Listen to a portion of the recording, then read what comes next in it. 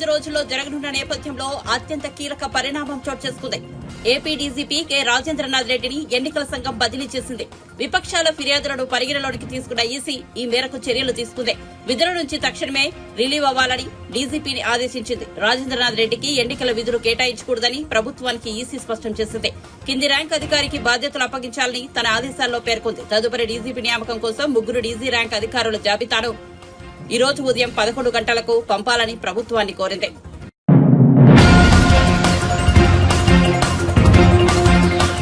TDP జాతీయ అధ్యక్షుడు Chandrababu Anantapuram urban లో నిర్వహించిన ప్రజాగలం సభకు హాజరయ్యారు. ఈ సందర్భంగా ఆయన ప్రసంగిస్తూ 5 ఏళ్లుగా వైసీపీ ప్రభుత్వం సాగిస్తున్న దోపిడీకి మే 13న జరిగే పోలింగ్ తో ముగింపు పలకాలని పిలుపునిచ్చారు. రాతియుగం నుంచి స్వర్ణయుగం వైపు పయనించాలని, కూటమికి ఏమాత్రం డోకాలేదని స్పష్టం చేశారు. కేంద్రంలో మోదీ 400 సీట్లతో మళ్లీ ప్రధాని కాబోతున్నారని, ఏపీలో 25కి 25 ఎంపీ సీట్లు కూటమి గెలుస్తుందని అన్నారు. 160 సీట్లతో అసెంబ్లీకి వెళ్తున్నామని ధీమా వ్యక్తం చేశారు. కూటమి స్పీడు పెరిగిందని, వైసీపీ డీలా పడిపోయిందని చంద్రబాబు పేర్కొన్నారు. భూమి మీది ఫోటో జగన్మోహన్ అనేది జగనన్న భూ హక్కు చట్టం పాస్బుక్. ఏం చేయాలి? జగన్ నాన్న ఇచ్చాడా మీకు? వీళ్ళ అమ్మ మొగుడు ఇచ్చాడా మీకు? వీళ్ళ అమ్మమ్మ మొగుడు ఇచ్చాడా మీకు? వీళ్ళ నాన్నమ్మ మొగుడు ఇచ్చాడా మీకు? మీ తాత ఇచ్చాడు, మీ నాన్న ఇచ్చాడు, నువ్వు కష్టపడ్డావు. అలాంటప్పుడు నీ ఫోటో వేసుకోవాలి గాని ఈ చెత్త ఫోటో ఎందుకు తమ్ముళ్ళు అని అడుగుతున్నా. అంటే 14 సంవత్సరాలు నేను ముఖ్యమంత్రిగా చేశా. నా భూమికి కూడా ఈయన ఫోటో నేను వేసుకోవాలా? న్యాయమా ఇది? న్యాయమా ఇది? న్యాయం కాకపోతే గట్టిగా చెప్పట్లు కూడా చెప్పండి. ఏం చేద్దాం? ఏం చేద్దాం? విప్లవం రావాలి, తిరుగుబాటు రావాలి. మీ ఇంటికి వస్తే అడగండి వైసీపీ వాళ్ళని, భూమి మాది, సైకో ఫోటో ఎందుకు వేశారు, మేమెందుకు మీకు ఓటు అని అడగండి. నేను వస్తానే ఇవన్నీ తీసేసి మీ ఫోటోనే పెడతా. అంతవరకు దీన్ని చిత్తుగా చించేసి ఏమి చేద్దాం? చెత్త బొట్లో బారేద్దాం. అప్పటికి కూడా వినకపోతే ఒక అగ్గి పుల్ల తీసుకొని బూడిద చేసేయండి. సిద్ధమా ఆడబిడ్డలు? సిద్ధమా తమ్ముళ్ళు? తమ్ముళ్ళు, ఇదే కాకుండా ఇంకొక కొత్త చట్టాన్ని ఒకదాన్ని తీసుకొచ్చాడు. భయంకరమైన చట్టం. ఆ చట్ట ప్రకారం మీకు ఎలాంటి డాక్యుమెంట్స్ ఉండవు. పట్టాదారు పాసు పుస్తకం లేదు, 10-1 లేదు, అడంగల్ లేదు, ఎన్కంబరెన్స్ లేదు, ఏమీ ఉండదు. నీ భూమి జగన్మోహన్ రెడ్డి చేతుల్లో ఉంటుంది. నీ జుట్టు జగన్మోహన్ రెడ్డి పట్టుకొని ఊగులాడుతూ ఉంటాడు. అంటే నేను అడుగుతున్నా, భూమి అంటే మీకందరికి సెంటిమెంట్ అవునా కాదా? ఒకరికి 1/2 ఎకరా ఉంటుంది, ఒకరికి 5 ఎకరాలు ఉంటుంది, ఒకరికి 5 సెంట్లే ఉంటుంది. భూమి అనేది వారసత్వంగా వస్తుంది, కష్టపడి కొనుక్కుంటాం. మనం అందరం ఆలోచించేది ఇది మన పిల్లలకు, మనకు జీవనాధారం. అలాంటి భూమిని ఈరోజు పోర్టల్లో పెట్టి జగన్మోహన్ రెడ్డి అమెరికాలో ఒక ప్రైవేట్ కంపెనీ పెట్టుకొని, ఆయన బినామీ పేరుతో పెట్టుకొని మీ రికార్డ్స్ అన్ని అందులో పెడతాడంట. నేను అడుగుతున్నా, మీరు అమ్మాలంటే జగన్మోహన్ రెడ్డి నామినేట్ చేసిన వ్యక్తి ఆమోదం చెప్పాలి, ఆయన ఒప్పుకోవాలి. ఆ సమయంలో ఆయన కానీ వేరే వాళ్ళు ఎవరు అడిగారు, వాళ్ళకు కూడా వాటా ఉందంటే దాన్ని మళ్ళీ వేరే డిపార్ట్మెంట్కి పంపించి తగాదా భూమి కింద పెట్టేస్తారు. ఇంకా నువ్వు అమ్మడానికి వీల్లేదు. బ్రిటిష్ వాళ్ళ దగ్గర నుంచి వచ్చింది. ఎన్టీ రామారావు గారు ఒక్కటే ఆలోచించారు,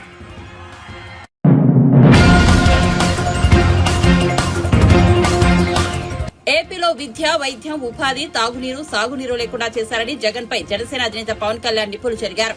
గుంటూరు జిల్లా పొండూరులో జరిగిన బహిరంగ సభలో ఆయన పాల్గొన్నారు. రాష్ట్రంలో విద్య, వైద్యం, ఉపాధి, తాగునీరు, సాగునీరు లేకుండా చేశారని జగన్ పై నిప్పులు చెరిగారు. నీటిపారుదల మంత్రి అంబటి రాంబాబుకు పోలవరం గురించి తెలియదు కానీ సినిమా పాటలకు స్టెప్పులు వేయడం వచ్చని ఎద్దేవా చేశారు. ల్యాండ్ టైటిలింగ్ యాక్ట్ పట్ల ప్రజలు అప్రమత్తంగా ఉండాలని సూచించారు. ఈ చట్టం ఇంకా అమల్లోకి రాలేదని సజ్జలు అంటున్నారని, మరి అలాంటప్పుడు జీవో ఎందుకు ఇచ్చారని ప్రశ్నించారు. రాష్ట్రంలో కూటమి ప్రభుత్వం ఏర్పడుతుందని విశ్వాసం వ్యక్తం చేశారు. ఈ రోజు మీరు ఆలోచించండి, పోలవరం అనే ప్రాజెక్ట్ ని బాధ్యత తీసుకుని డాన్స్ వేసేవాడు కావాలా, బాధ్యతగా పూర్తి చేసే కూటమి ప్రభుత్వం కావాలా. మనకు 12 లిఫ్ట్ ఇరిగేషన్ ప్రాజెక్టులు మన పొన్నూరుకు రావాలి.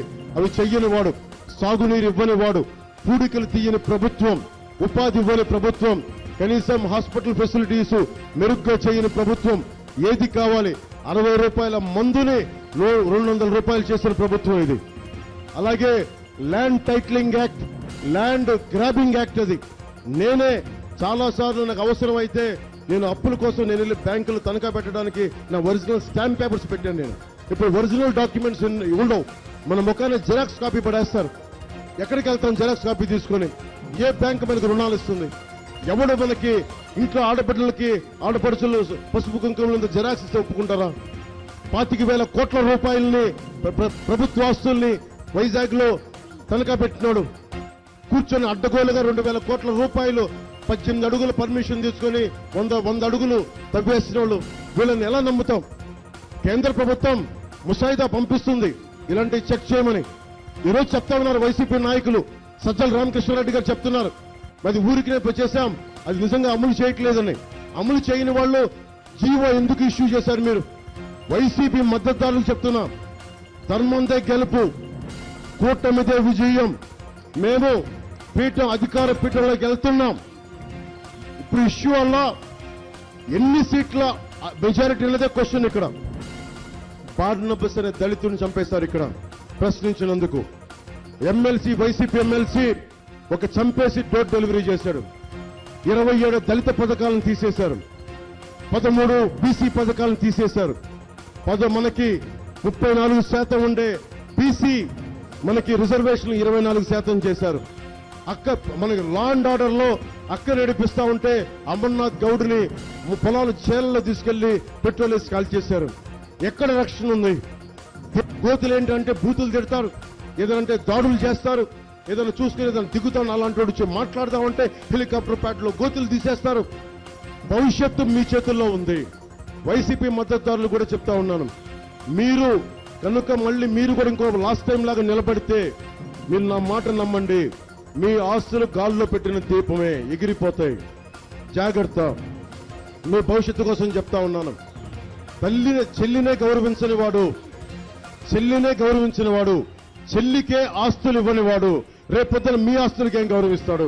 ఒకసారి ఆలోచించుకొని చాలా జాగ్రత్తగా మీ భవిష్యత్తుని మీ నిర్ణయం తీసుకోండి. నా సంపూర్ణమైన మద్దతు మనకి ధూళిపాల నరేంద్ర గారికి. తెలుగుదేశం మనకి సైకిల్ గుర్తు మీద పోటీ చేస్తా ఉన్నారు. పెమ్మసాని చంద్రశేఖర్ గారు ఎప్పుడో సినిమాలో చూసాం, స్వదేశ్ అనే సినిమాలో షారుఖ్ ఖాన్ వచ్చేస్తాడు. అలాగే ఒక నిజ జీవిత చరిత్రది. అలాంటి షారుఖ్ ఖాన్ లాగా ఆయన కూడా అమెరికా నుంచి అన్ని వేల కోట్ల ఆస్తి వదిలి నా గుంటూరు బాగుండాలి, నా ఆంధ్ర బాగుండాలి, నా ఆంధ్రాకి నిలబడాలి మొత్తం వచ్చి తిరుగుతున్న వ్యక్తి. ధైర్యవంతుడు, సాహసవంతుడు, ఉపాధి కల్పించేవాడు, అడ్డంగా నిలబడేవాడు అవసరమైతే. ధైర్య సాహసాలు ఉన్నవాడు. డబ్బులుంటే ధైర్యం పోద్ది, కానీ డబ్బుండి ధైర్యం దానికి 1000 కోట్లుంటే దానికి 10,000 కోట్ల ధైర్యం ఉన్నవాడు పెమ్మసాని చంద్రశేఖర్ గారు. జగన్ 1200 కోట్లు ఎగ్గొట్టాడు ఆరోగ్యశ్రీకి. ఫస్ట్ టైం మనం 25 లక్షల ఆరోగ్య బీమా పథకాన్ని ప్రతి కుటుంబానికి వర్తింపజేస్తున్నాం.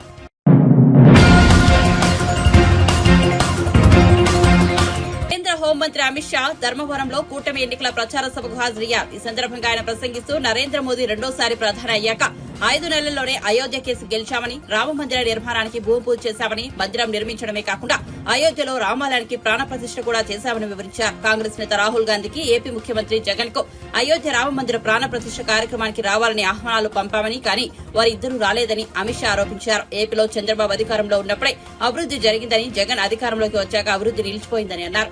జగన్ 13.50 లక్షల కోట్ల అప్పుడు ప్రజల నెత్తిపై రుద్దారని అమిత్ షా పేర్కొన్నారు. గత ఎన్నికలైనప్పుడు మద్య నిషేధం హామీ ఇచ్చిన జగన్ రాష్ట్రంలో మద్యం సిండికేట్ ను ప్రోత్సహించారని ఆరోపించారు. కూటమి అధికారంలోకి వస్తే అమరావతిని రాజధానిగా పునర్నిర్మిస్తానని అమిత్ షా హామీ ఇచ్చారు.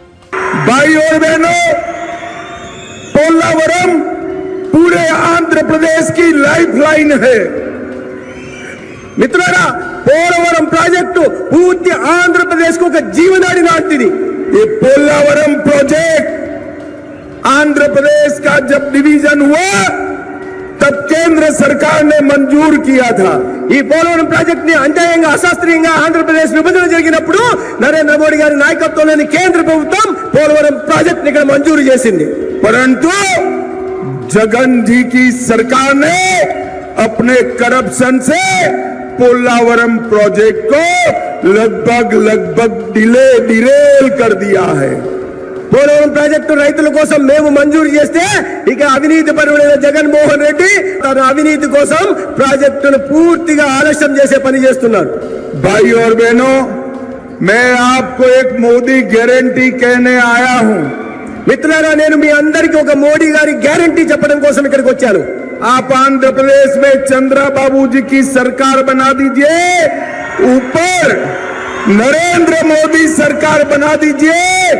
2 ही साल में पोलावरम प्रोजेक्ट को हम समाप्त कर किसानों के खेत तक पानी पहुंचाएंगे. మిత్రులారా, ఈ సందర్భంగా మీ అందరికీ హామీ ఇవ్వదలుచుకున్నాను. ఈ రాష్ట్రంలో చంద్రబాబు నాయుడు గారి నాయకత్వంలో ప్రభుత్వం ఏర్పాటు చేయండి, కేంద్రంలో నరేంద్ర మోడీ గారి నాయకత్వంలో ప్రభుత్వం చేయండి. నేను ఇస్తున్న హామీ అంటే రాబోయే 2 సంవత్సరాల్లో పోలవరం ప్రాజెక్టును పూర్తి చేసి ప్రతి రైతుకు నీళ్ళు ఇచ్చే కార్యక్రమాన్ని తీసుకొస్తాం. और आंध्र प्रदेश की राजधानी अमरावती को फिर से राजधानी बनाने के लिए अलायंस किया है. आंध्र प्रदेश का राजधानी अमरावती मళ్ళీ రాజధానిగా ఆంధ్రప్రదేశ్ పునఃస్థాపితం చేయడం కోసం మేము పొత్తు పెట్టుకున్నాం.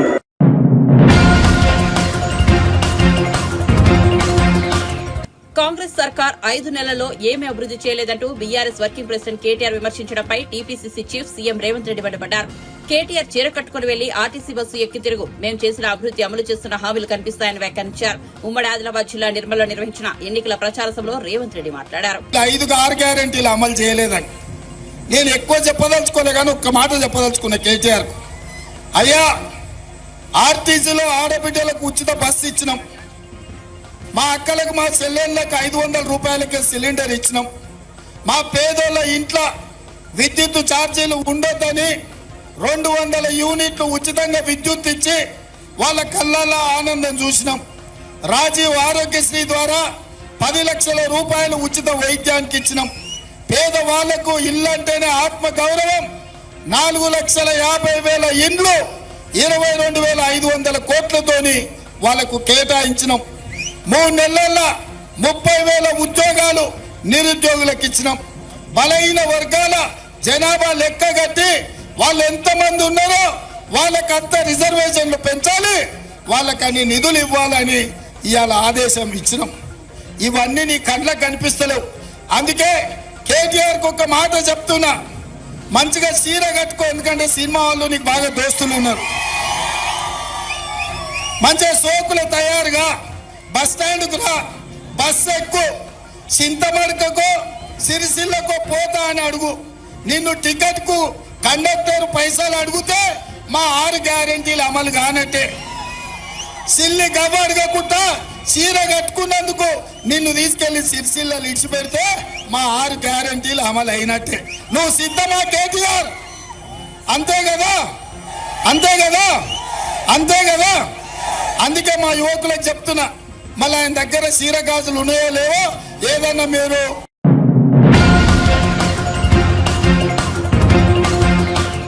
గోదావరి జలాలను తరలించుకుపోతామని ప్రధాని మోదీ బహిరంగంగా చెబుతున్నా సీఎం రేవంత్ రెడ్డి ఎందుకు మాట్లాడడం లేదని మాజీ సీఎం బీఆర్ఎస్ అధినేత కేసీఆర్ ప్రశ్నించారు.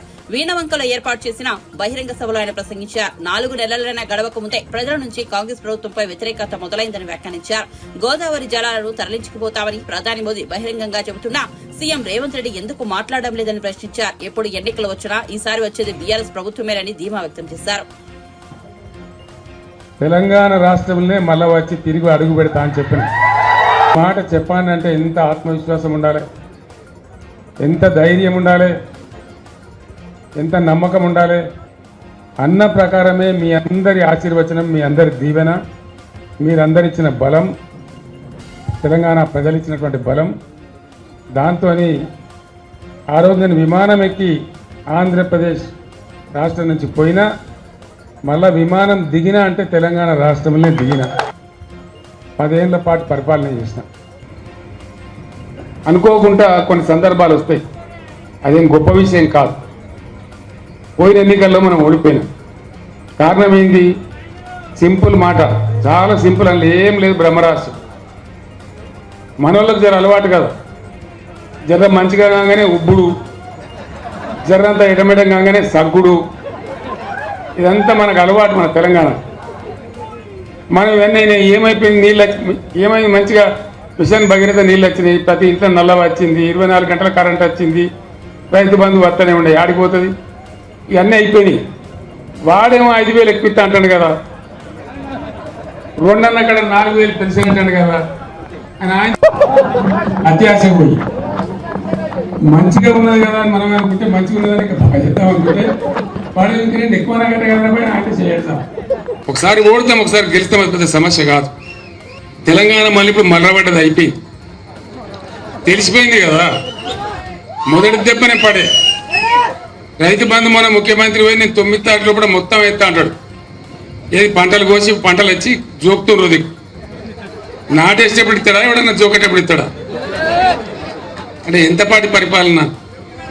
ఇంకొక మాట, ఇలా పేపర్ చదివితే నిజంగా నా కళ్ళలో నీళ్ళు వచ్చినాయి. జాతీయ స్థాయిలో అంతర్జాతీయ స్థాయిలో చాలా కష్టపడి రాష్ట్రం యొక్క గౌరవాన్ని పెంచినాం. ఐటీ రంగంలో కానీ పరిశ్రమల రంగంలో కానీ బ్రహ్మాండమైన పెట్టుబడులు వస్తూ ఉండే తెలంగాణకు.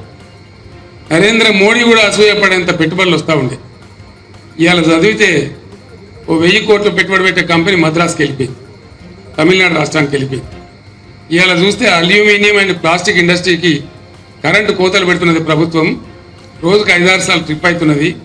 వాళ్ళ మధ్యలో ప్రాసెస్లో పని ఆగిపోయి వాళ్ళు పెదవి విరుస్తున్నారు.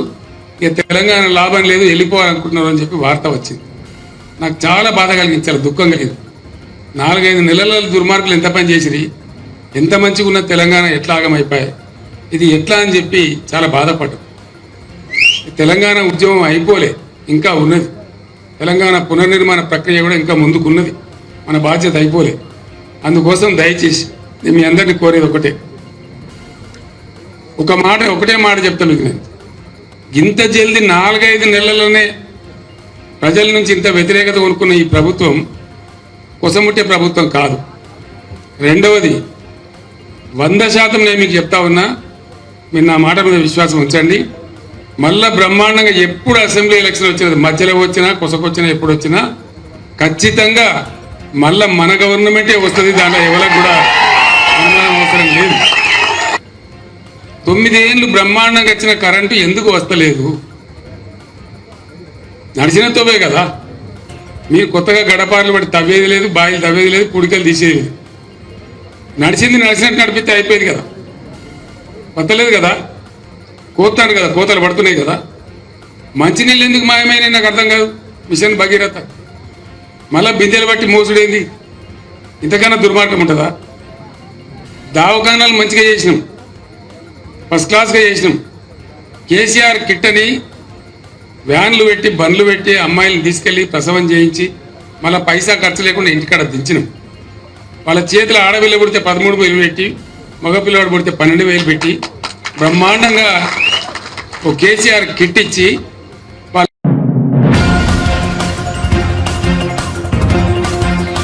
పులివెందుల నియోజకవర్గంలో జగన్మోహన్ రెడ్డి ఓటమి తథ్యమని కాంగ్రెస్ పార్టీ సీనియర్ నేత తులసిరెడ్డి అన్నారు. నియోజకవర్గ ప్రజలకు జగన్ దూరమయ్యారని, ఆయన పాలనలో పులివెందుల అసంఖ్యాక శక్తులకు అడ్డాగా మారిందని చెప్పారు.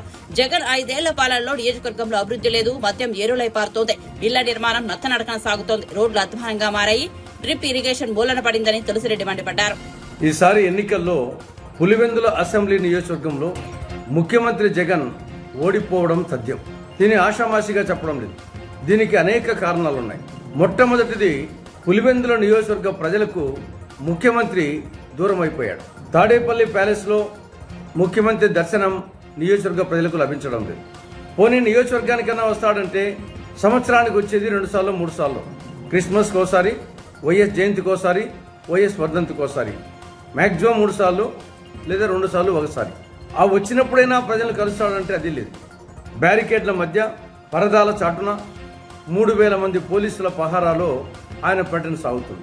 కాబట్టి ఫండమెంటల్గా ముఖ్యమంత్రి జగన్మోహన్ రెడ్డి నియోజకవర్గ ప్రజలకు పూర్తిగా దూరం అయిపోయారు ముఖ్యమంత్రి అయ్యాక. రెండవది, జగన్ 5 ఏళ్ల పాలనలో పులివెందుల నియోజకవర్గం అసాంఘిక శక్తుల అడ్డాగా మారిపోయింది.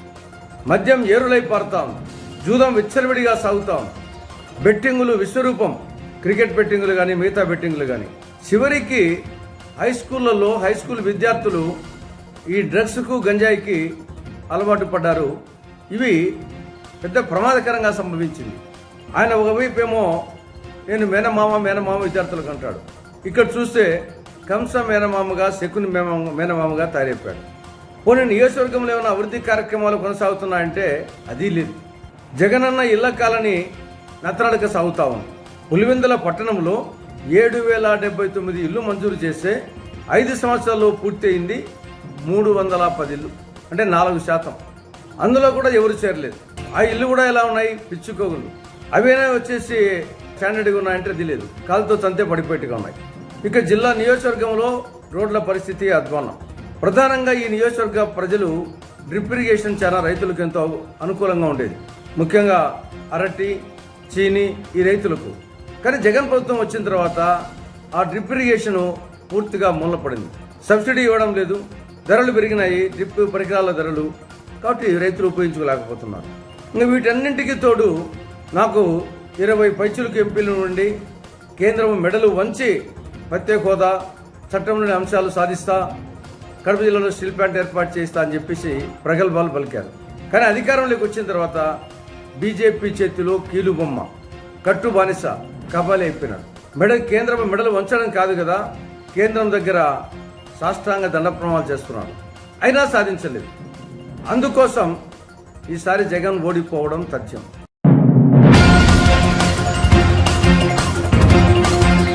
నాడు ప్రభుత్వంలో ఉన్న బీఆర్ఎస్, నేడు అధికారంలో ఉన్న కాంగ్రెస్ రెండు తెలంగాణ రాష్ట్రాన్ని దోచుకుంటున్నాయని కరీంనగర్ ఎంపీ బండి సంజయ్ విమర్శించారు. దేశంలో అధికారంలోకి వస్తామన్న భ్రమలో బీఆర్ఎస్ రాష్ట్ర సంపదను పంచిందని, అలాగే ఇప్పుడు దేశంలో ఉన్న కాంగ్రెస్ అధికారంలోకి రావాలని కుట్రతో రాష్ట్రాన్ని ఏటీఎంలుగా మార్చుకుందని ఆరోపించారు. ఆ 2 పార్టీలకు ఈ ఎన్నికల్లో బుద్ధి చెప్పాలని కరీంనగర్ లో నిర్వహించిన ప్రచారంలో బండి సంజయ్ ప్రజలను కోరారు.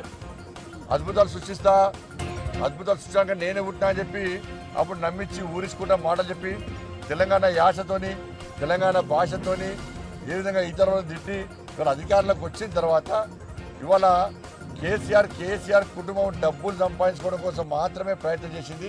మన 5 లక్షల కోట్లు అప్పు చేసింది. వాళ్ళు కేసీఆర్ కుటుంబం ఏ విధంగా ధనికులైపోయారు, తెలంగాణ రాష్ట్రంలో పేదలు ఏ విధంగా ఇలా ఇంకా పేదలుగా మారారు. దీన్ని తెలంగాణ సమాజం ఇంకా మర్చిపోలేదు. తెలంగాణ ఉద్యమ సమయంలో ముఖ్యమంత్రి కాకముందు ఏ విధంగా నమ్మించి గొంతు కోసిండో మళ్ళా తిరిగి నమ్మించి గొంతు కోసే ప్రయత్నం బీఆర్ఎస్ పార్టీ చేస్తున్నది. ఇవాళ వాళ్ళ ప్లాన్ ప్రకారం కేసీఆర్ మంచోడు అని చెప్పే ప్రయత్నం చేస్తున్నారు.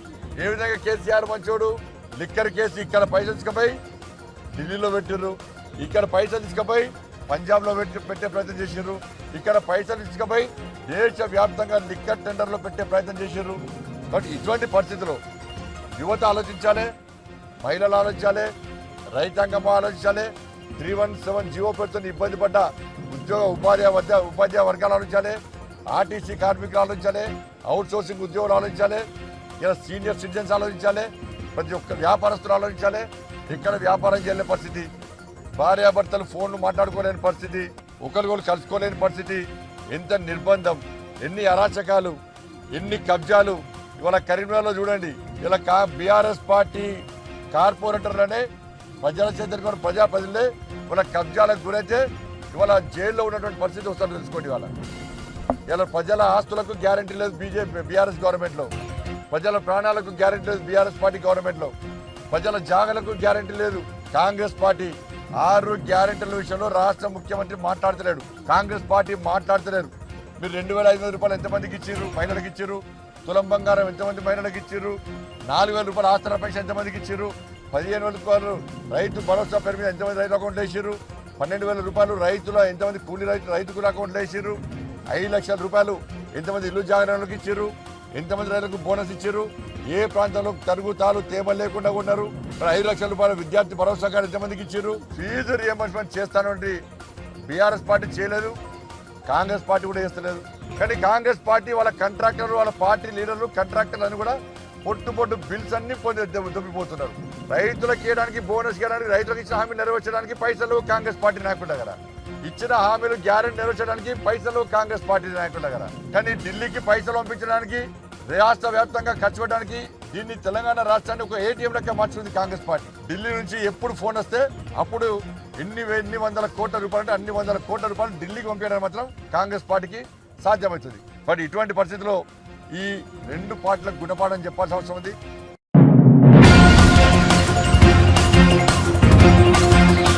పల్నాడు జిల్లా సత్తెనపల్లి నుంచి పోటీ చేస్తున్న మంత్రి అంబటి రాంబాబుకు ఓటు వేస్తే ఎమ్మెల్యే వంటి పవిత్రమైన పదవి అపవిత్రమవుతుందని ఆయన రెండో అల్లుడు గౌతమ్ ఆగ్రహం వ్యక్తం చేశారు. తాజాగా ఆయన మాట్లాడిన వీడియో సామాజిక మాధ్యమాల్లో వైరల్ గా మారింది.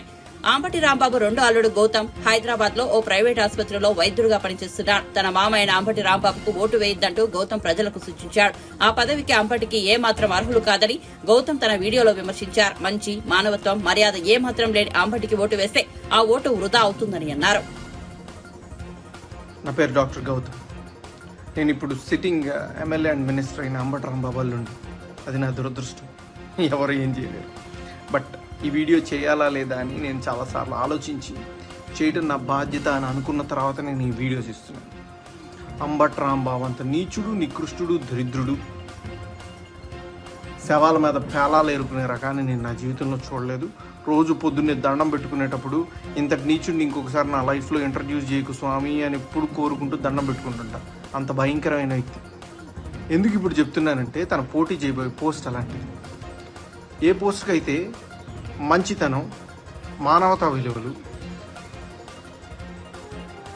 కనీసం బాధ్యత ఉండాలో వీటిల్లో అందరికీ 100% అందరికీ అన్నీ ఉండక్కర్లేదు. 0.001% కూడా లేని వ్యక్తి అంబటి రాంబాబు.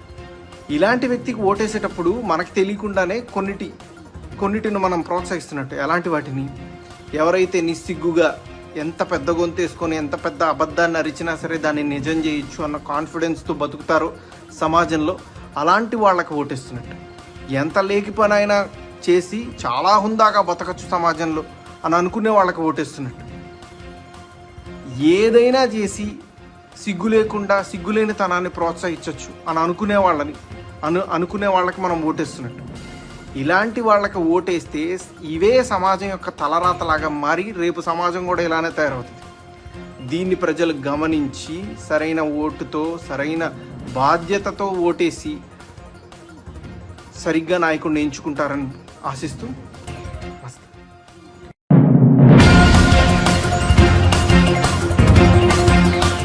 ఏపీలో రాజ్యాంగం ప్రకారం పాలన జరగడం లేదని నారా లోకేష్ సతీమణి నారా బ్రాహ్మణి ఆరోపించారు. ఎన్నికల ప్రచారంలో భాగంగా ఆదివారం మంగళగిరిలో ఆమె విస్తృతంగా పర్యటించారు. నారా లోకేష్ క్రీడా ప్రాంగణంలో పిల్లలతో కలిసి సరదాగా కాసేపు వాలీబాల్ ఆడి అలరించారు. అనంతరం ఎస్ఆర్ అపార్ట్మెంట్ వాసులతో కలిసి నారా బ్రాహ్మణి సమావేశమయ్యారు. తమ ఇంటి దగ్గర ఉన్న ప్రజావేదికను కూల్చి వైఎస్ఆర్సీపీ తన విధ్వంస పాలనలు ప్రారంభించిందని బ్రాహ్మణి మండిపడ్డారు. ఎన్డీఏ ప్రభుత్వం అధికారంలోకి రాగానే అమరావతి పనులను పునః ప్రారంభిస్తామని హామీ ఇచ్చారు. ఉద్యోగుల కల్పనతో పాటు మంగళగిరికి ఐటీ పరిశ్రమలు తీసుకొస్తామన్నారు. ఆస్తిలో సమాన హక్కు ముందల ఆయనే ఇచ్చారు. ఇవన్నీనే కాకుండా మన దీపం పథకం ద్వారా మహిళల్ని ఎవరైతే వంటగదిలో బాధపడుతూ ఉండేవారో వాళ్ళని ఎంపవర్ చేసింది ఆయనే. ఇప్పుడు మామగారు నారా చంద్రబాబు నాయుడు గారి గురించి మాట్లాడాలంటే మహిళలకు ఎంతో చేశారు. ఇక్కడ నేను చాలా మంది ఎడ్యుకేటెడ్ మహిళల్ని కూడా చూస్తున్నాను. ఎవరైతే డాక్టర్స్ లేకపోతే ఇంజనీర్స్, నేను కూడా ఒక ఇంజనీర్ నేనండి, దాని ఘనత ఆయనే. ఎందుకంటే మన భారతదేశంలో ప్రొఫెషనల్ ఎడ్యుకేషన్ లో మహిళలకి మొట్టమొదట రిజర్వేషన్ ఇచ్చింది ఆయనే. వాళ్ళ కాళ్ళ మీద వాళ్ళు నిలబడగలుగుతున్నారు. అదే కాకుండా డ్వాక్రా ప్రాజెక్ట్స్ ని కూడా ఈ స్థాయిలో ఎంకరేజ్ చేసింది నారా చంద్రబాబు నాయుడు గారు. దాని ద్వారా ఎంతో మంది మహిళలు బాగుపడారు. వాళ్ళు చేసిన ఉత్పత్తుల్ని వాళ్ళు ఎక్స్పోర్ట్ చేసుకున్నారు, లాభాల్లోకి కూడా వెళ్లారు. ఇవన్నీనే కాకుండా ఆయన మహిళలు సంక్షేమం కోసం ఇంట్లో కూడా చాలా ఎక్కువ చేసేవారండి. నేను ఇంటర్నేషనలీ చదువుకోవటానికి నేను చాలా గర్వంగా ఉంది. లోకేష్ గారు ఎన్నో ఇబ్బందుల్ని చూశారు గత 5 సంవత్సరాలుగా, మీరందరూ చూశారు. తప్పుడు కేసులు పెట్టడం జరిగింది. మన మంగళగిరిలో ఉండే మా ఇంటి మీద దాడి చేయడం జరిగింది. అదే కాకుండా రాజ్యాంగానికి వ్యతిరేకంగా నారా చంద్రబాబు నాయుడు గారిని జైల్లో పెట్టడం జరిగింది. మీరంతా చూశారు. మీరంతా పెద్ద సంఖ్యలో బయటకు వచ్చి సపోర్ట్ చేశారు. ఇప్పటిదాకా మన మంగళగిరిలో ఎంతో కొంత డెవలప్మెంట్ జరిగిందంటే అది నారా చంద్రబాబు నాయుడు గారి హయాంలో, అవునా కాదా? లోకేష్ గారు ఎన్నో కంపెనీస్ ని తీసుకొచ్చారు. దీనివల్ల చాలా మందికి ఎంప్లాయ్మెంట్ కలిగింది. 5 years లో ఏమీ జరగలేదు. ఏ కంపెనీస్ ఇక్కడికి రావాలనుకున్నారో ఆ కంపెనీస్ కూడా తిరిగి వెళ్ళిపోయాయి. ఏం డెవలప్మెంట్ జరగలేదు. మన మంగళగిరికి లోకేష్ గారికి ఒక పెద్ద విజన్ ఉందండి. మన పరిశ్రమలు తీసుకుని రావాలి, మన పిల్లలకి మంచి విద్య ఇక్కడే కలగాలి, వాళ్ళందరికీ ఆపర్చునిటీస్ ఇక్కడే కలగాలి. ఇప్పుడు ఎయిమ్స్ హాస్పిటల్స్ ఎంప్లాయీస్ ని కలిసి వస్తున్నానండి. వాళ్ళు కూడా చెప్తున్నారు ఎయిమ్స్ ని ఇక్కడ తెచ్చిన ఘనత నారా చంద్రబాబు నాయుడు గారిదే. అండ్ ఇక్కడ రోడ్లు బాగాలేవు, నేను చూస్తున్నాను. మున్సిపాలిటీలో డ్రైనేజ్ కూడా బాగాలేదు. అండర్ గ్రౌండ్ డ్రైనేజ్ అనేది ఏర్పాటు చేసుకోవాలి. అండ్ మంగళగిరిని not just as educational hub, ఒక కల్చరల్ క్యాపిటల్ గా మనం ఏర్పాటు చేసుకోవాలి. దే ఆర్ నోన్ ఫర్ ఇక్కడ ఉన్న వీవర్స్, ఇక్కడ చేనేత పరిశ్రమ అనేది అభివృద్ధి చేసుకోవాలి. అండ్ నాట్ జస్ట్ దాట్, ఇక్కడ స్వర్ణకారులు కూడా చాలా టాలెంటెడ్, అది అందరికీ తెలిసిందే. మన రాష్ట్రం అప్పుల పాలైపోయింది. అండ్ దీనికి తాకట్టు పెట్టేది మనందరి యాసెట్సే. మీ అందరికి ఉన్న ల్యాండ్స్ వాటన్నిటిని తాకట్టు పెట్టడం జరిగింది. ఇప్పుడు ల్యాండ్ డాక్యుమెంట్స్ కూడా అడుగుతున్నారు. చాలా ఇబ్బందిగా ఉంది చాలా మందికి. సో తప్పకుండా మన ఆంధ్ర రాష్ట్రాన్ని మన అభివృద్ధి చేసుకోవాలంటే నారా చంద్రబాబు నాయుడు గారే చేయగలుగుతారనే కాన్ఫిడెన్స్ మనందరిలో ఉంది, అవునా కాదా? అండ్ మన భవిష్యత్తు తరాలు, మన పిల్లలు అందరూ బాగుండాలంటే తప్పకుండా మన కూటమిని గెలిపించుకోవాలి. మనము now is the time, now is the only chance that we have.